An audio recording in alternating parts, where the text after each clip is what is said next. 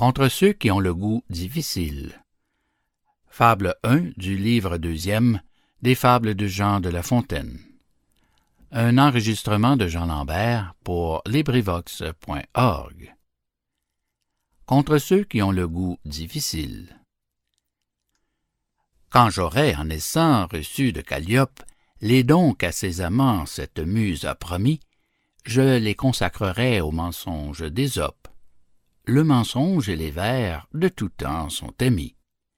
Mais je ne me crois pas si chéri du Parnasse que de savoir orner toutes ces fictions. On peut donner du lustre à leurs inventions. On le peut, je l'essaie. Un plus savant le fasse. Cependant, jusqu'ici, d'un langage nouveau, j'ai fait parler le loup et répondre l'agneau. J'ai passé plus avant. Les arbres et les plantes sont devenus chez moi créatures parlantes. Qui ne prendrait ceci pour un enchantement? Vraiment, me diront nos critiques, vous parlez magnifiquement, de 5 à 6 contes d'enfants. Censeur, en voulez-vous qui soit plus authentique et d'un style plus haut? En voici. Les Troyens, après 10 ans de guerre autour de leurs murailles, avaient lassé les Grecs qui, par 1000 moyens, par 1000 assauts, par 100 batailles, n'avaient pu mettre à bout cette fière cité. Quand un cheval de bois par Minerve inventé, d'un rare et nouvel artifice, dans ses énormes flancs reçut le sage Ulysse, le vaillant Diomède, Ajax l'impétueux, que ce colosse monstrueux, avec leurs escadrons, devait porter dans Troie, livrant à leur fureur ces dieux mêmes en proie. Stratagème inouï qui, des fabricateurs, paya la constance et la peine. C'est assez, me dira quelqu'un de nos auteurs. La période est longue, il faut reprendre haleine. Et puis votre cheval de bois, vos héros avec leurs phalanges, ce sont des contes plus étranges qu'un renard qui cajole un corbeau sur sa voie. De plus, il vaut si mal d'écrire en si haut style. Eh bien, baissons d'un ton. La jalouse Amarille songeait à son Alcippe et croyait de ses soins n'avoir que ses moutons et son chien pour témoins. Tircis, qui l'aperçut, se glisse entre des saules. Il entend la bergère adressant ses paroles au doux Zéphyr et le priant de les porter à son amant. Je vous arrête à cette rime, dira mon censeur à l'instant. Je ne la tiens pas légitime, ni d'une assez grande vertu. Remettez pour le mieux ces 2 vers à la fonte. Maudit censeur, te tairas-tu? Ne saurais-je achever mon conte? C'est un dessein très dangereux que d'entreprendre de te plaire. Les délicats sont malheureux, rien ne saurait les satisfaire. Fin de Contre ceux qui ont le goût difficile, Fable 1 du livre 2e des Fables de La Fontaine. Cet enregistrement appartient au domaine public.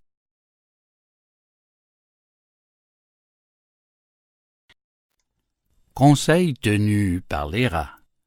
Fable 2 du livre 2e des Fables de Jean de La Fontaine. Un enregistrement de Jean Lambert pour LibriVox.org. Conseil tenu par les rats. Un chat, nommé Rodilardus, faisait de rats telle déconfiture que l'on n'en voyait presque plus, tant il en avait mis dedans la sépulture. Le peu qui en restait, n'osant quitter son trou, ne trouvait à manger que le quart de son sou. Et Rodilard passait chez la gente misérable, non pour un chat, mais pour un diable. Or un jour qu'au haut et au loin, le galant alla chercher sa femme, pendant tout le sabbat qu'il fit avec sa dame, le demeurant des rats tint chapitre en un coin sur la nécessité présente. Dès l'abord, leur doyen, personne fort prudente, opina qu'il fallait, et plus tôt que plus tard, attacher un grelot au cou de Rodilard. Qu'ainsi, quand il irait en guerre, de sa marche averti, il s'enfuirait sous terre. Qu'il n'y savait que ce moyen. Chacun fut de l'avis de monsieur le doyen. Chose ne leur parut à tous plus salutaire. La difficulté fut d'attacher le grelot. L'un dit « Je n'y vas point, je ne suis pas si sot. » L'autre « Je ne saurais. » Si bien que sans rien faire, on se quitta. J'ai maints chapitres vus qui, pour néant, se sont ainsi tenus. Chapitre, nom de rat, mais chapitre de moine, voire chapitre de chanoine. Ne faut-il que délibérer? La cour en conseillers foisonne. Est-il besoin d'exécuter? L'on ne rencontre plus personne. Fin de Conseil tenu par les rats. Fable deuxième du livre second des Fables de La Fontaine. Cet enregistrement appartient au domaine public.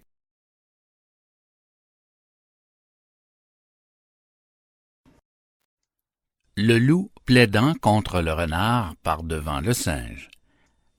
Fable troisième du livre deuxième des Fables de Jean de La Fontaine.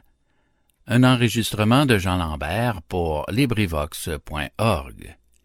Le loup plaidant contre le renard par-devant le singe. Un loup disait qu'on l'avait volé. Un renard, son voisin, d'assez mauvaise vie, pour ce prétendu vol, par lui fut appelé. Devant le singe, il fut plaidé, non point par avocat, mais par chaque partie. Thémis n'avait point travaillé, de mémoire de singe, a fait plus embrouillé. Le magistrat suait en son lit de justice.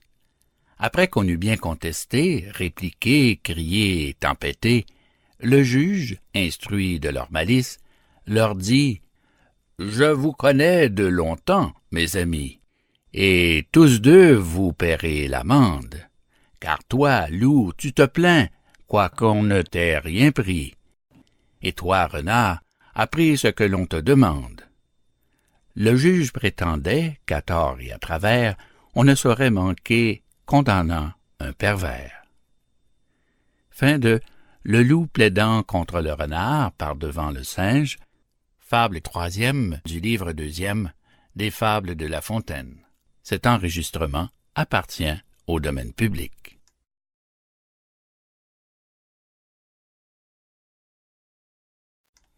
Les deux taureaux et une grenouille.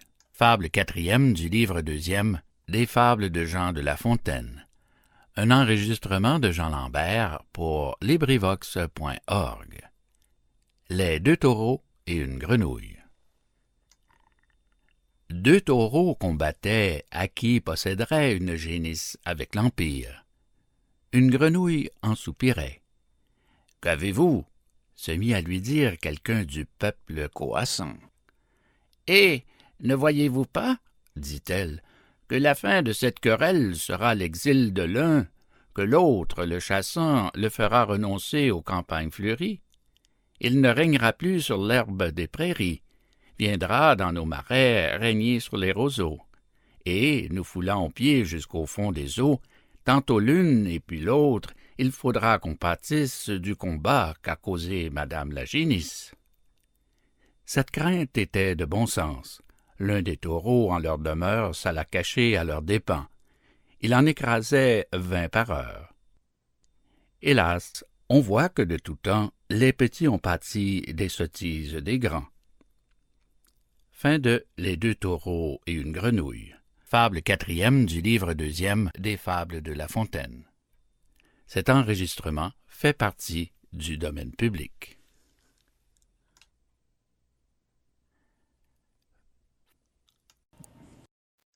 La chauve-souris et les deux belettes. Fable 5 du livre deuxième des Fables de Jean de La Fontaine. Un enregistrement de Jean Lambert pour LibriVox.org. Une chauve-souris donna tête baissée dans un nid de belettes, et sitôt qu'elle y fut, l'autre, envers les souris longtemps courroucées, pour la dévorer accourut. « Quoi? Vous osez, dit-elle, à mes yeux vous produire? Après que votre race a tâché de me nuire, n'êtes-vous pas souris? Parlez sans fiction. » Oui, vous l'êtes, ou bien je ne suis pas belette. Pardonnez-moi, dit la pauvrette, ce n'est pas ma profession. Moi, souris? Des méchants vous ont dit ces nouvelles. Grâce à l'auteur de l'univers, je suis oiseau. Voyez mes ailes. Vive la gent qui fend les airs. Sa raison plut et sembla bonne. Elle fait si bien qu'on lui donne liberté de se retirer. 2 jours après, notre étourdi aveuglément va se fourrer chez une autre belette aux oiseaux ennemis. La voilà de rechef en danger de sa vie. La dame du logis, avec son long museau, s'en allait la croquer en qualité d'oiseau, quand elle protesta qu'on lui faisait outrage. « Moi, pour tel passé, vous n'y regardez pas. Qui fait l'oiseau? C'est le plumage. Je suis souris. Vive les rats! Jupiter confonde les chats. » Par cette adroite repartie, elle sauva 2 fois sa vie. Plusieurs se sont trouvés qui, d'écharpe changeant, au danger, ainsi qu'elle, ont souvent fait la figue. Le sage dit, selon les gens, « Vive le roi, vive la ligue !» Fin de La chauve-souris et les 2 belettes. Fable 5e du livre 2e des Fables de La Fontaine. Cet enregistrement appartient au domaine public.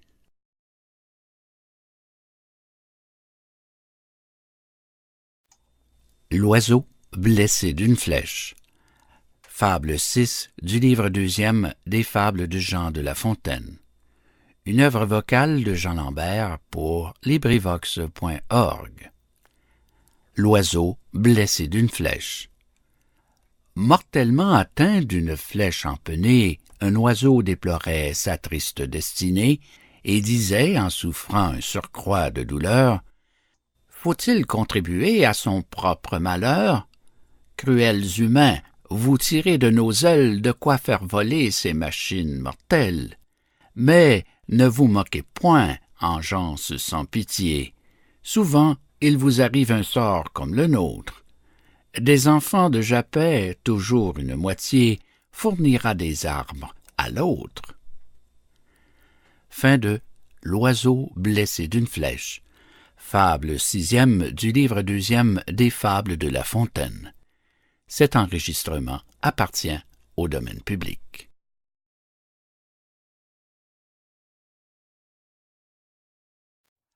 La lys et sa compagne. Fable 7 du livre 2e des Fables de Jean de La Fontaine. Une œuvre vocale de Jean Lambert pour LibriVox.org. La lys et sa compagne. Une lys étant sur son terme et ne sachant où mettre un fardeau si pressant, fait si bien qu'à la fin sa compagne consent de lui prêter sa hutte où la lys s'enferme. Au bout de quelque temps, sa compagne revient. La lys lui demande encore une quinzaine. Ses petits ne marchaient, disait-elle, qu'à peine. Pour faire court, elle l'obtient. Ce second terme échu, l'autre lui redemande sa maison, sa chambre, son lit. La lys, cette fois, montre les dents et dit « Je suis prête à sortir avec toute ma bande, si vous pouvez nous mettre dehors. » Ses enfants étaient déjà forts. Ce qu'on donne aux méchants, toujours on le regrette. Pour tirer d'eux ce qu'on leur prête, il faut que l'on en vienne au coup. Il faut plaider, il faut combattre. Laissez-leur prendre un pied chez vous, ils en auront bientôt pris 4. Fin de La lys et sa compagne. Fable 7e du livre 2 des Fables de La Fontaine. Cet enregistrement fait partie du domaine public.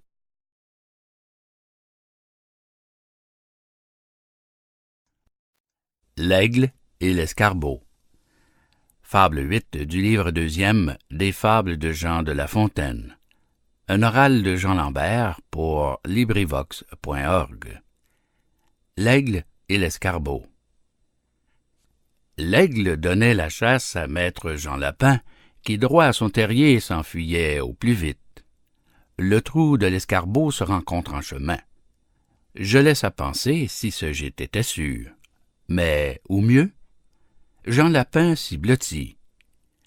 L'aigle fondant sur lui, nonobstant cet asile, l'escarbot intercède et dit « Princesse des oiseaux, il vous est fort facile d'enlever, malgré moi, ce pauvre malheureux. Mais ne me faites pas cet affront, je vous prie. Et puisque Jean Lapin vous demande la vie, donnez-la lui, de grâce, ou l'ôtez à tous deux.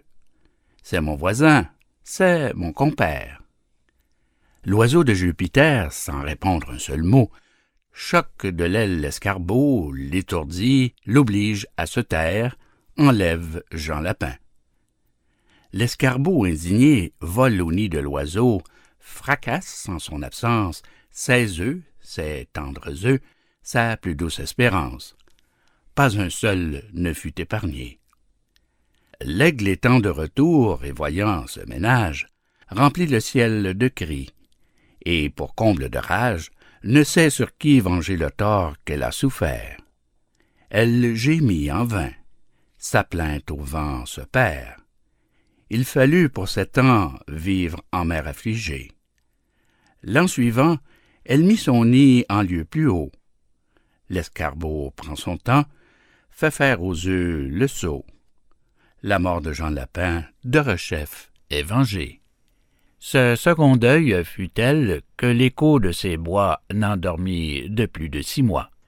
L'oiseau qui porte Ganymède, du monarque des dieux enfin implore l'aide, dépose en son giron ses œufs, et croit qu'en paix ils seront dans ce lieu, que, pour ses intérêts, Jupiter se verra contraint de les défendre. Hardi qui les irait l'apprendre. Aussi ne les y prit-on pas. Leur ennemi changea de note.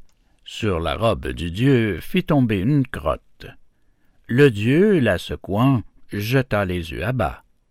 Quand l'aigle sut l'inadvertance, elle menaça Jupiter d'abandonner sa cour, d'aller vivre au désert, de quitter toute dépendance, avec mainte autre extravagance. Le pauvre Jupiter se tut. Devant son tribunal, l'escarbot comparut, fit sa plainte et conta l'affaire. On fit entendre à l'aigle, enfin, qu'elle avait tort. Mais, les deux ennemis ne voulant point d'accord, le monarque des dieux s'avisa, pour bien faire, de transporter le temps où l'aigle fait l'amour en une autre saison, quand la race escarbotte est en quartier d'hiver et, comme la marmotte, se cache et ne voit point le jour. Fin de L'aigle et l'escarbot. Fable 8e du livre second des Fables de La Fontaine. Cet enregistrement appartient au domaine public.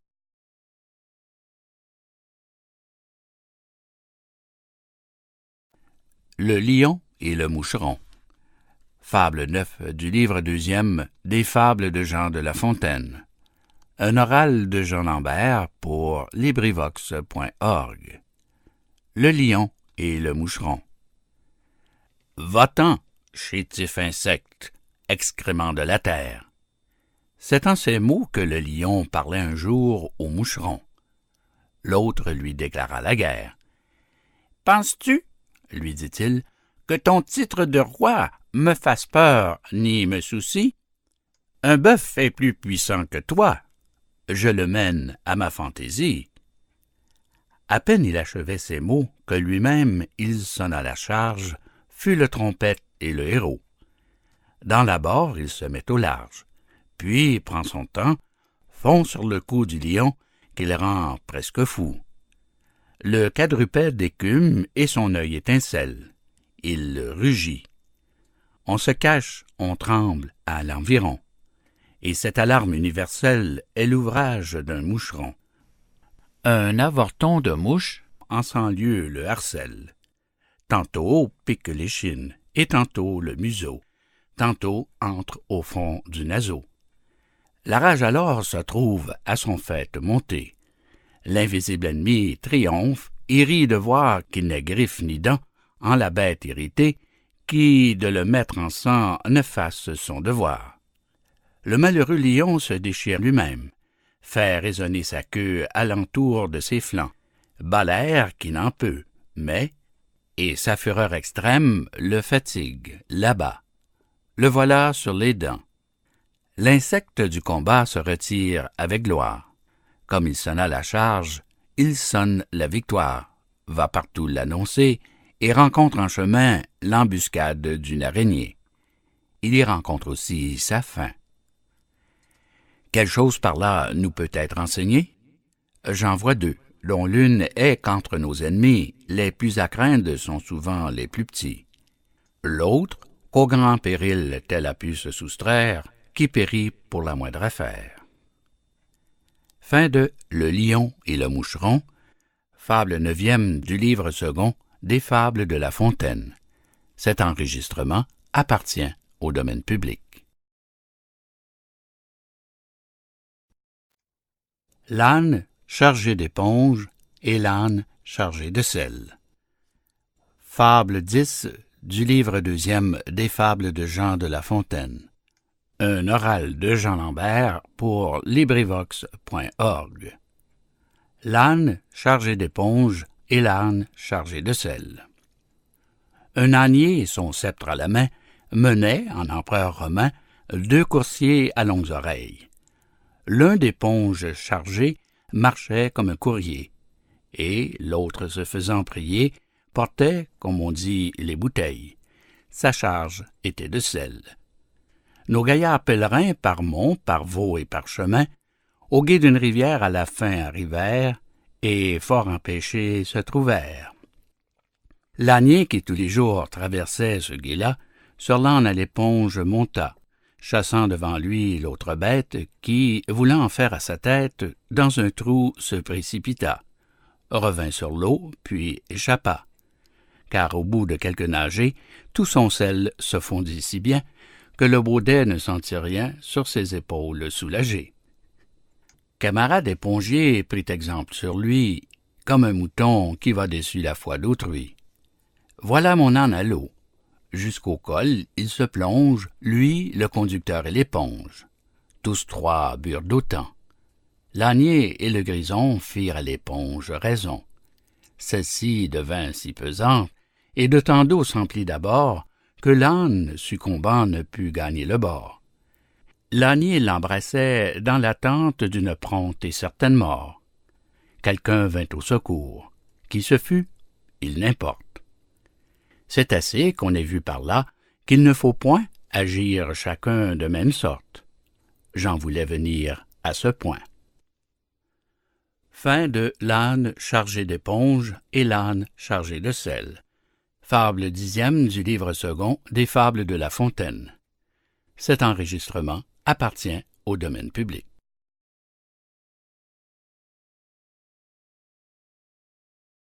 Le lion et le rat. Fable 11 du livre 2e des fables de Jean de La Fontaine. Un oral de Jean Lambert pour LibriVox.org. Le lion et le rat. Il faut, autant qu'on peut, obliger tout le monde. On a souvent besoin d'un plus petit que soi. De cette vérité, 2 fables feront foi, tant la chose en preuve abonde. Entre les pattes d'un lion, un rat sortit de terre assez à l'étourdi. Le roi des animaux, en cette occasion, montra ce qu'il était et lui donna la vie. Ce bienfait ne fut pas perdu. Quelqu'un aurait-il jamais cru qu'un lion d'un rat eût affaire? Cependant il avint qu'au sortir des forêts, ce lion fut pris dans des rets, dont ses rugissements ne le purent défaire. Sire Rat accourut et fit tant par ses dents qu'une maille rongée emporta tout l'ouvrage. Patience et longueur de temps font plus que force ni que rage. Fin de Le lion et le rat. Fable 11e du livre second des fables de La Fontaine. Cet enregistrement appartient au domaine public.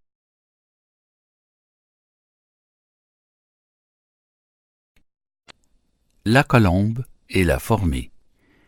Fable 12 du livre 2e des fables de Jean de La Fontaine. Un oral de Jean Lambert pour LibriVox.org. La colombe et la fourmi. L'autre exemple est tiré d'animaux plus petits. Le long d'un clair ruisseau buvait une colombe, quand sur l'eau se penchant une fourmi y tombe. Et dans cet océan, l'on eût vu la fourmi s'efforcer, mais en vain, de regagner la rive. La colombe aussitôt usa de charité. Un brin d'herbe dans l'eau par elle étant jeté, ce fut un promontoire où la fourmi arrive. Elle se sauve. Et là-dessus passe un certain croquant qui marchait les pieds nus. Ce croquant, par hasard, avait une arbalète. Dès qu'il voit l'oiseau de Vénus, il le croit en son pot et déjà lui fait fête.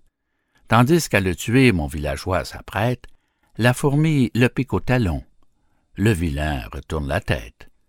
La colombe l'entend, part et tire de long. Le souper du croquant avec elle s'envole.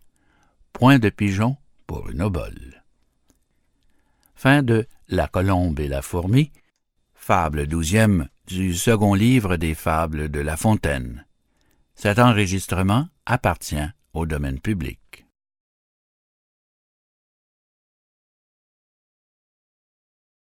L'astrologue qui se laisse tomber dans un puits. Fable 13 du livre 2e des fables de Jean de La Fontaine. Un enregistrement de Jean Lambert pour LibriVox.org. L'astrologue qui se laisse tomber dans un puits. Un astrologue un jour se laissa choir au fond d'un puits. On lui dit « Pauvre bête, tandis qu'à peine à tes pieds tu peux voir, penses-tu lire au-dessus de ta tête? » Cette aventure en soi, sans aller plus avant, peut servir de leçon à la plupart des hommes. Parmi ce que de gens sur la terre nous sommes, il en est peu qui, fort souvent, ne se plaisent d'entendre dire qu'au livre du destin, les mortels peuvent lire. Mais ce livre qu'Homère et les siens ont chanté, qu'est-ce que le hasard parmi l'Antiquité et parmi nous la Providence? Or, du hasard il n'est point de science. S'il en était, on aurait tort de l'appeler hasard, ni fortune, ni sort. Toute chose très incertaine. Quant aux volontés souveraines de celui qui fait tout et rien qu'avec dessein, qui les sait que lui seul? Comment lire en son sein? Aurait-il imprimé sur le front des étoiles ce que la nuit des temps enferme dans ses voiles? À quelle utilité? Pour exercer l'esprit de ceux qui, de la sphère et du globe, ont écrit? Pour nous faire éviter des maux inévitables? Nous rendre dans les biens de plaisirs incapables? Et, causant du dégoût pour ces biens prévenus, les convertir en maux devant qu'ils soient venus? C'est erreur, ou plutôt c'est crime de le croire. Le firmament se meut, les autres font leur cours, le soleil nous luit tous les jours sa clarté succède à l'ombre noire, sans que nous en puissions autre chose inférer que la nécessité de luire et d'éclairer, d'amener les saisons, de mûrir les semences, de verser sur les corps certaines influences. Du reste, en quoi répond au sort toujours divers ce train toujours égal dont marche l'univers? Charlatans, faiseurs d'horoscopes, quittez les cours des princes de l'Europe. Emmenez avec vous les souffleurs tout d'un temps. Vous ne méritez pas plus de foi que ces gens. Je m'emporte un peu trop. Revenons à l'histoire de ce spéculateur qui fut contraint de boire. Outre la vanité de son art mensonger, c'est l'image de ceux qui baillent aux chimères, cependant qu'ils sont en danger, soit pour eux, soit pour leurs affaires. Fin de L'astrologue qui se laisse tomber dans un puits. Fable 13e du livre second des fables de La Fontaine. Cet enregistrement appartient au domaine public.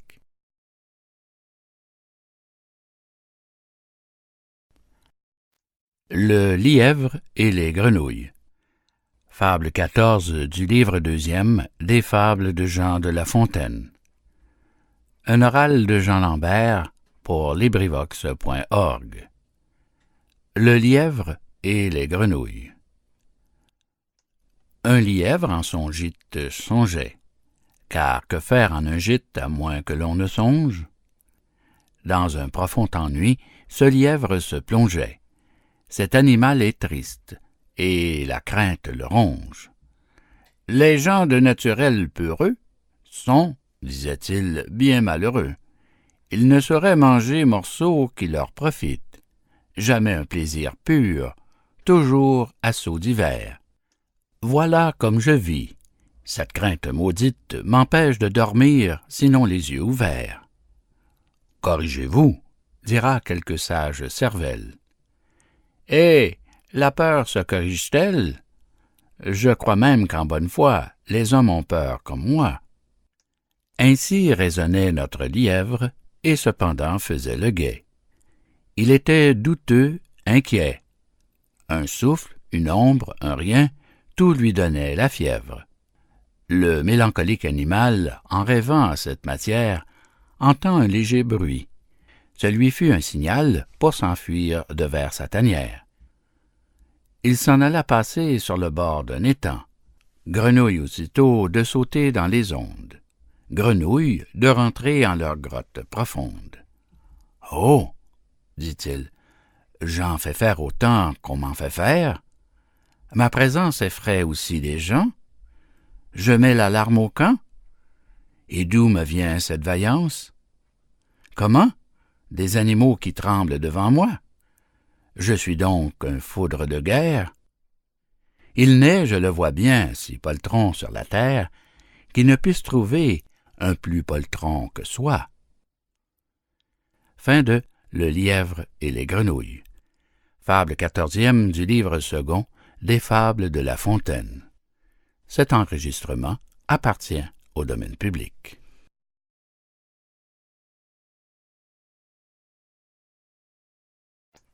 Le coq et le renard. Fable 15 du livre deuxième des Fables de Jean de La Fontaine. Un enregistrement de Jean Lambert pour LibriVox.org. Le coq et le renard. Sur la branche d'un arbre était en sentinelle un vieux coq adroit et matois. « Frère, dit un renard adoucissant sa voix, nous ne sommes plus en querelle. Paix générale cette fois. Je viens te l'annoncer. Descends, que je t'embrasse. Ne me retarde point, de grâce. Je dois faire aujourd'hui 20 postes sans manquer. Les tiens et toi pouvez vaquer sans nulle crainte à vos affaires. Nous vous y servirons en frères. Faites-en les feux dès ce soir. Et cependant, viens recevoir le baiser d'amour fraternel. Ami, reprit le coq, je ne pouvais jamais apprendre une plus douce et meilleure nouvelle que celle de cette paix, et se mettre une double joie de la tenir de toi. Je vois 2 lévriers qui, je m'assure, sont courriers que pour ce sujet on envoie. Ils vont vite et seront dans un moment à nous. Je descends, nous pourrons nous entrebaiser tous. Adieu, dit le renard. Ma traite est longue à faire. Nous nous réjouirons du succès de l'affaire une autre fois. Le galant aussitôt tire ses grègues, gagne au haut, malcontent de son stratagème. Et notre vieux coq en soi-même se mit à rire de sa peur. Car c'est double plaisir de tromper le trompeur. Fin de Le coq et le renard. Fable 15e du livre second des Fables de La Fontaine. Cet enregistrement appartient au domaine public.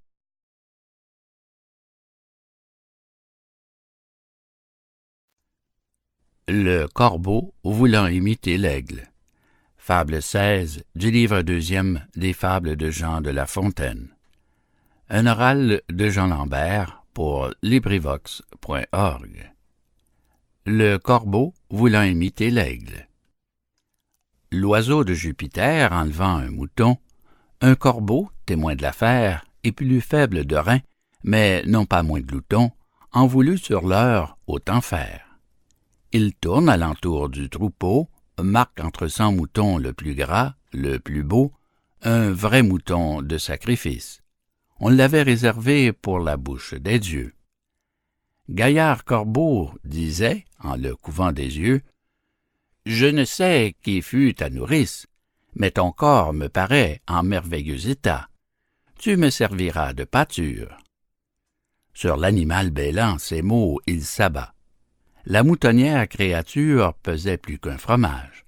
Outre que sa toison était d'une épaisseur extrême et mêlée à peu près de la même façon que la barbe de Polyphème. Elle empêtra si bien les serres du corbeau que le pauvre animal ne put faire retraite. Le berger vient, le prend, l'encage bien et beau, le donne à ses enfants pour servir d'amusette. Il faut se mesurer.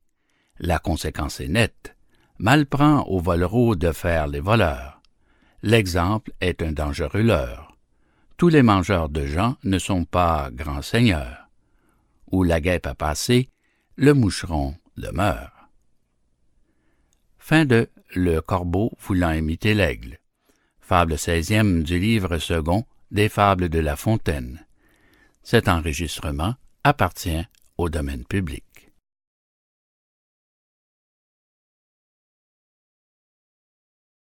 Le paon se plaignant à Junon. Fable 17 du livre 2e des Fables de Jean de La Fontaine. Un oral de Jean Lambert pour LibriVox.org. Le paon se plaignant à Junon. Le paon se plaignait à Junon. « Déesse, disait-il, ce n'est pas sans raison que je me plains, que je murmure.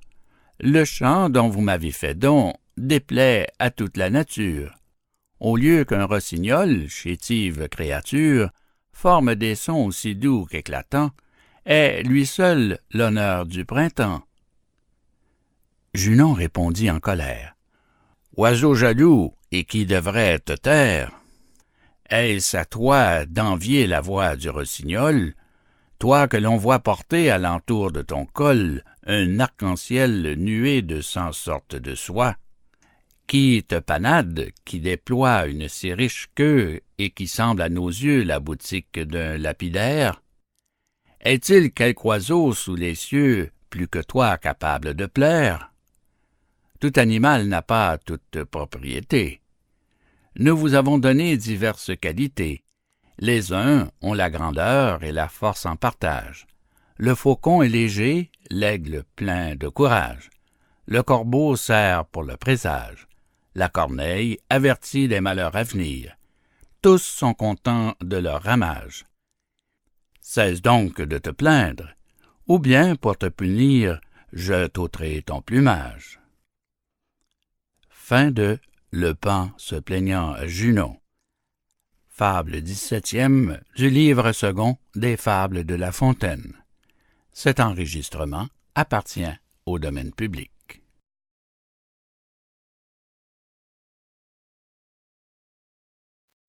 La chatte métamorphosée en femme.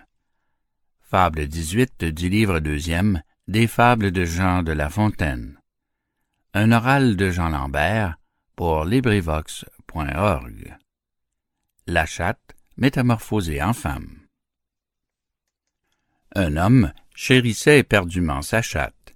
Il la trouvait mignonne et belle et délicate, qui miaulait d'un ton fort doux. Il était plus fou que les fous. Cet homme donc, par prière, par larmes, par sortilège et par charme, fait tant qu'il obtient du destin que sa chatte en un beau matin devient femme, et, le matin même, Maître Sot en fait sa moitié. Le voilà fou d'amour extrême, de fou qu'il était d'amitié. Jamais la dame la plus belle ne charma tant son favori que fait cette épouse nouvelle, son hypocondre de mari. Il l'amadoue, elle le flatte. Il n'y trouve plus rien de chatte, et, poussant l'erreur jusqu'au bout, la croit femme en tout et partout. Lorsque quelques souris qui rongeaient de la natte troublèrent le plaisir des nouveaux mariés. Aussitôt, la femme est sur pied. Elle manqua son aventure. Souris de revenir, femme d'être en posture. Pour cette fois, elle accourut à point, car ayant changé de figure, les souris ne la craignaient point. Ça lui fut toujours une amorce, tant le naturel a de force. Il se moque de tout, certain âge accompli. Le vase est imbibé, l'étoffe a pris son pli, en vain de son train ordinaire on veut le désaccoutumer. Quelque chose qu'on puisse faire, on ne saurait le réformer. Coups de fourche ni d'étrivière ne lui font changer de manière, et fussiez-vous embâtonné, jamais vous n'en serez les maîtres. Qu'on lui ferme la porte au nez, il reviendra par les fenêtres. Fin de La chatte métamorphosée en femme. Fable 18e du livre second des Fables de La Fontaine. Cet enregistrement appartient au domaine public.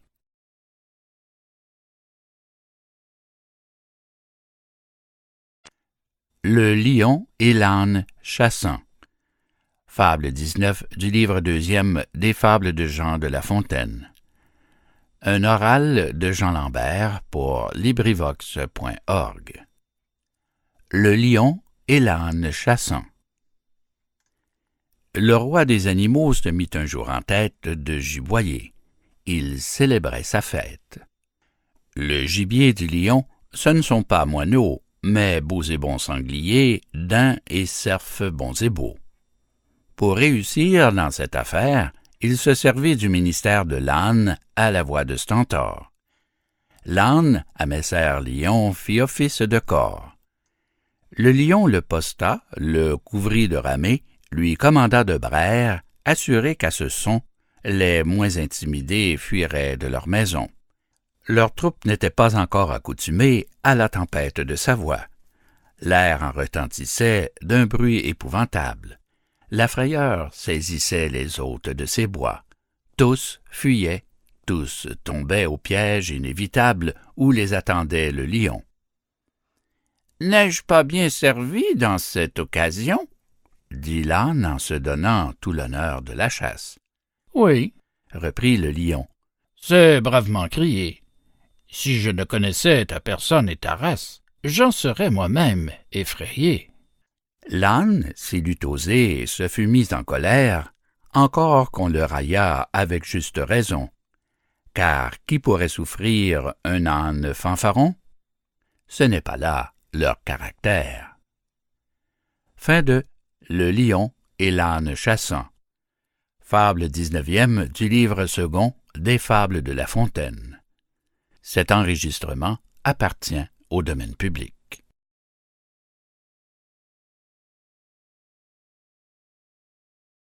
Testament expliqué par Ésope. Fable 20 du livre deuxième des Fables de Jean de La Fontaine. Un oral de Jean Lambert pour LibriVox.org. Testament expliqué par Ésope. Si ce qu'on dit d'Ésope est vrai, c'était l'oracle de la Grèce. Lui seul avait plus de sagesse que tout l'aréopage. En voici pour essai une histoire des plus gentilles et qui pourra plaire au lecteur. Un certain homme avait 3 filles, toutes 3 de contraire humeur. Une buveuse, une coquette, la 3e avare parfaite. Cet homme, par son testament, selon les lois municipales, leur laissa tout son bien par portions égales, en donnant à leur mère tant, payable quand chacune d'elles ne posséderait plus sa contingente part. Le père mort, les 3 femelles courent au testament sans attendre plus tard. On le lit, on tâche d'entendre la volonté du testateur. Mais en vain, car comment comprendre qu'aussitôt que chacune sœur ne possédera plus sa part héréditaire, il lui faudra payer sa mère? Ce n'est pas un fort bon moyen pour payer que d'être sans bien. Que voulait donc dire le père? L'affaire est consultée, et tous les avocats, après avoir tourné le cas en 100 et 100 000 manières, y jettent leur bonnet, se confessent vaincus et conseillent aux héritières de partager le bien sans songer au surplus. Quant à la somme de la veuve, voici, leur dirent-ils, ce que le conseil treuve. il faut que chaque sœur se charge par traité du tiers payable à volonté.